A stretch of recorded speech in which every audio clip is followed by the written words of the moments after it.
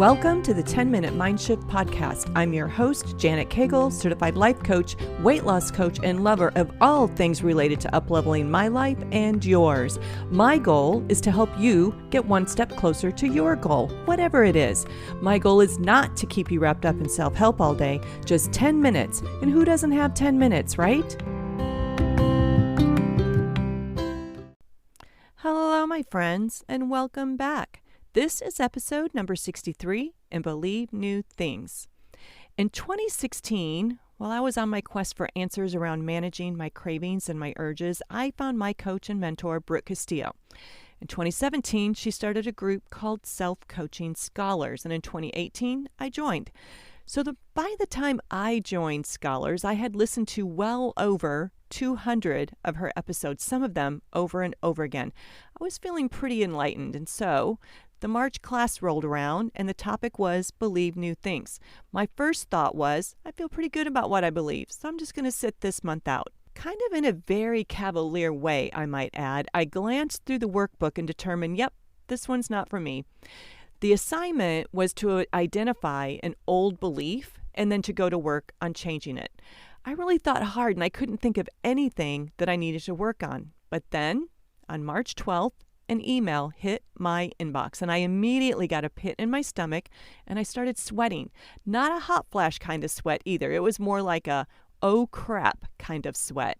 This was my work inbox, and the subject line looked like the content was going to be very complicated. As soon as I noticed my feeling of dread and the pit in my stomach and the sweat forming on my body, I became aware of the thought, I don't read and comprehend well. Then I flashed back to the second grade memory where I was sitting at the kitchen table and my mother drilling me about the paragraph that I had just read. I was embarrassed and I was afraid to tell her that I don't know, so I made it up, and of course, it was wrong. I decided telling her I don't know was better than getting in trouble, so it was a cycle of reading and not being able to recall what I had just read, over and over and over again. All of my life, my parents and my teachers made it very clear to me that I had a reading and comprehension problem.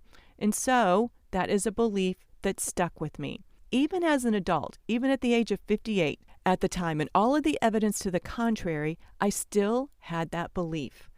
My next thought was that I really wanted to put Brooke Castillo's work to the test, and I might be the first person ever that this work didn't work for. I found the perfect old belief to work on for the month. Here's what you should know though. I approach this exercise from a place of this will never work. It may work for others, but there's no way that it could ever work for me. This belief was too old and too well worn into the neuroplasticity of my brain to ever believe anything else. That wasn't the best attitude to approach the exercise with, but that's exactly where I was. So, here's what she had us do. The first step was to identify an old belief that we no longer wanted to believe, one that did not serve us. The next step is to create the new belief. Now, you must do all of this on paper. This will not work if you try to do it in your head. So write out your new belief, the one that you want to believe.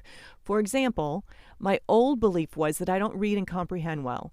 I decided that I wanted my new belief to be, I read well and I comprehend complex material and I know how to apply it accurately. Now here's why this work is so important. We will only invite, attract, and create outcomes right up to our current self-image and not 1 inch further. So the work then becomes to grow our self-image in the area in which we want to experience the transformation. So think about what you want to create and invite and attract into your life, and really be aware of all of the thoughts that come up for you. Are your thoughts in alignment with the outcome that you want to experience, or are they in opposition? Having the thought that this is complicated and I won't understand it will for sure make reading the email not fun. It will feel challenging, and I will prove my original thought true, that I don't read and comprehend well. My sister just lost over 100 pounds this year, and she had the old belief that she would always be the fat aunt. She had to first stop thinking of herself as the fat aunt before she could create the result of becoming the aunt with the cute butt. She had to stop seeing herself in that current self-image and start growing her self-image into the woman that she wanted to evolve into. I hear people say all the time, I'll believe it when I see it. And that is a recipe for more of the same. We must believe it, and then we will see it. In episode 2, that's a great companion to this episode.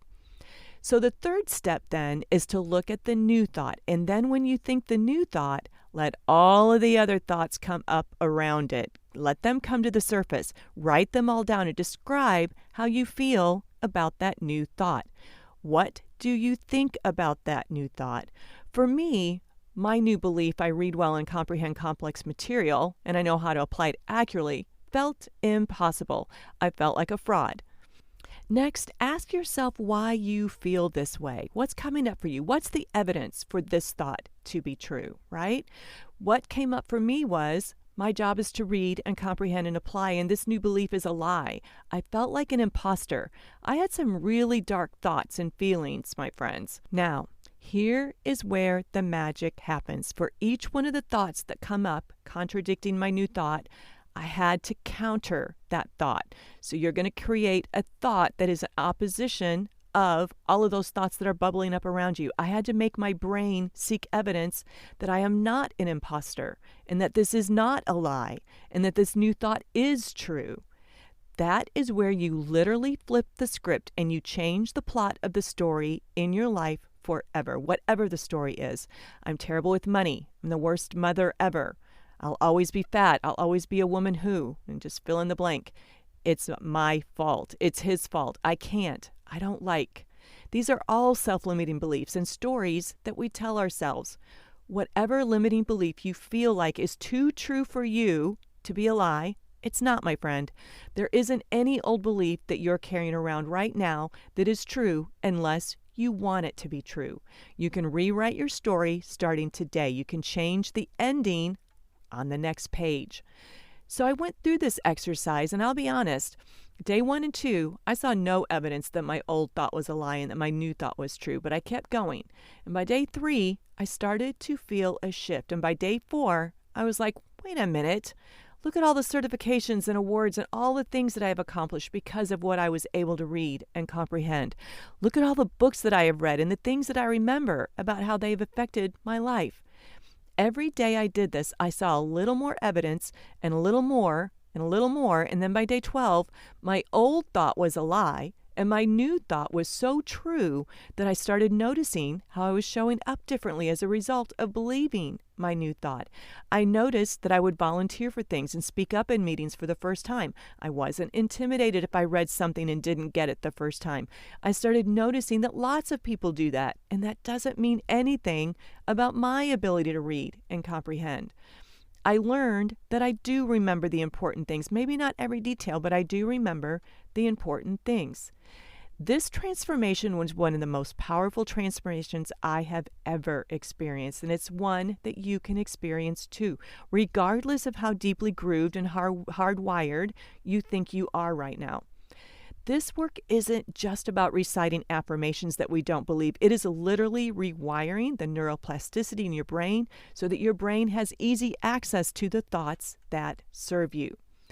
I have used this same believe new things formula over and over and over again.